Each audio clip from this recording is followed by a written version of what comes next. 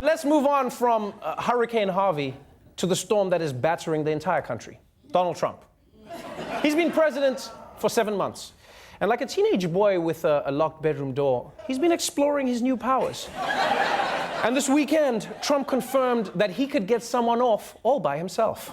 A legal lightning bolt from President Trump late Friday. A presidential pardon for Arizona's controversial anti-illegal immigration hardliner, Sheriff Joe Arpaio. Prominent Democrats claim the pardon condones racism. And both Arizona Republican senators arguing the president undermines the rule of law by pardoning Arpaio. Speaker of the House, Paul Ryan, has come out against the pardon.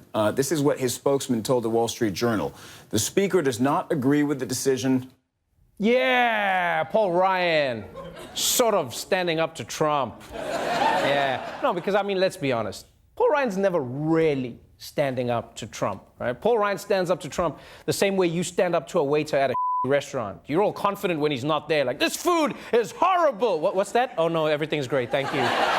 Thank you, yeah. Could I just have all the salt, please? All the salt, thank you. And now, to understand why both Democrats and many Republicans have condemned this pardon, you need to understand the man who Trump gave the pardon to. So let's saddle up and meet this character in a special installment of our ongoing series, Profiles in Tremendousness, Pardon Edition.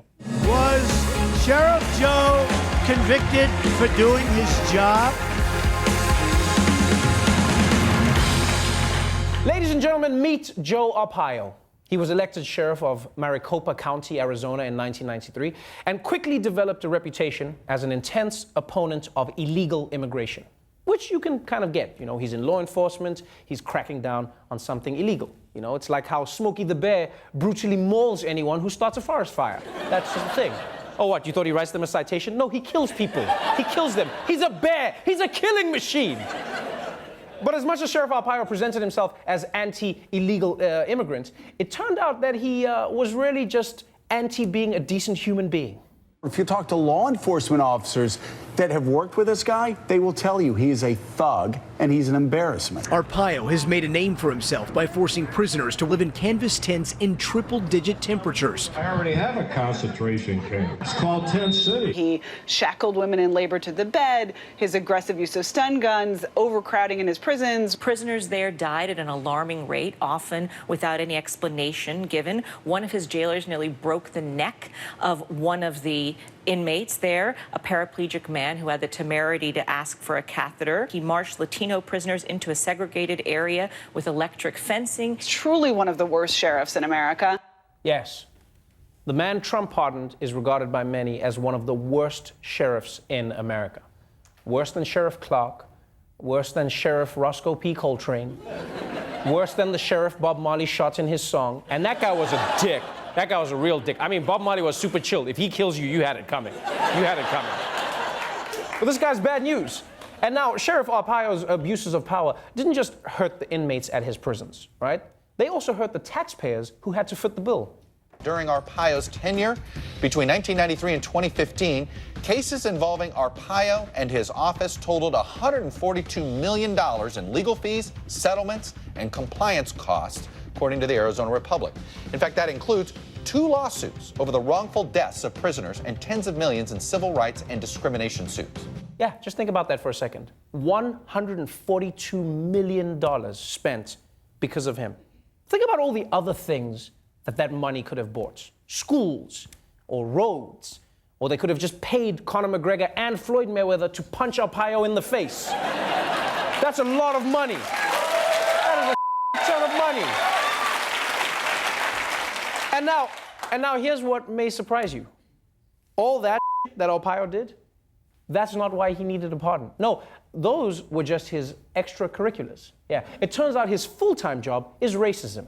Tonight, the controversial former Arizona Sheriff Joe Arpaio has been found guilty of criminal contempt. Arpaio was found guilty for defying a 2011 court order which barred his officers from stopping and detaining Latino motorists. His agency has been accused of pulling over drivers just because they were Hispanic so they could check their immigration status and not just because of traffic violations. Wow.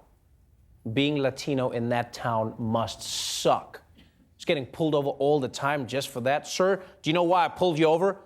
Because I'm playing Despacito.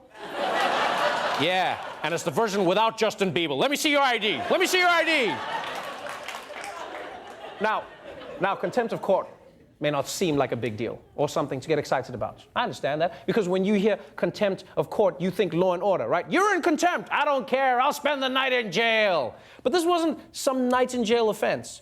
This was a federal court ruling that Sheriff Arpaio was routinely violating Americans' constitutional rights and ordered him to stop immediately. And he was basically like, I don't care. I'll spend the night in jail. And here's why Trump's pardon is an even bigger deal than merely condoning Arpaio's illegal actions. Remember how the three branches of government are supposed to be equal?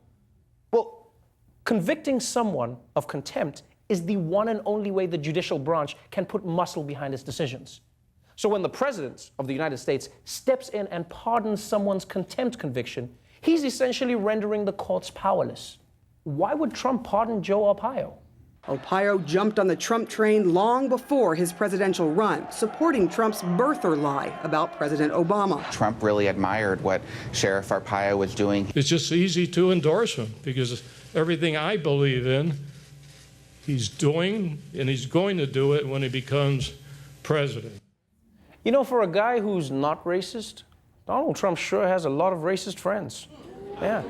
He's like the straight guy at the gym that all the gay guys hit on. Maybe they know something you don't. Just maybe.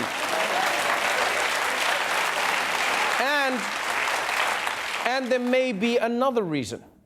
It feels like Trump did this not just to reward Arpaio's loyalty, but to send a message to all his other cronies from the campaign. Hey guys, good news. We get our own set of laws. You don't need to cooperate with Mueller in the Russia investigation. I'll just pardon you.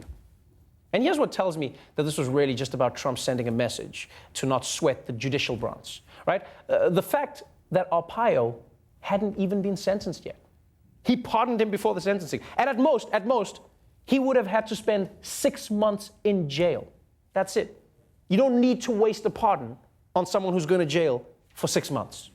Like if I was president, and my friend asked me to pardon his 6 months, hell, even if my mom asked me to pardon her 6 months, I'll be like, yo, mom, you know I love you, but it's 6 months. Here's a carton of Camels and a burner phone. I'll see you in the spring. All right, I'll see you in the spring.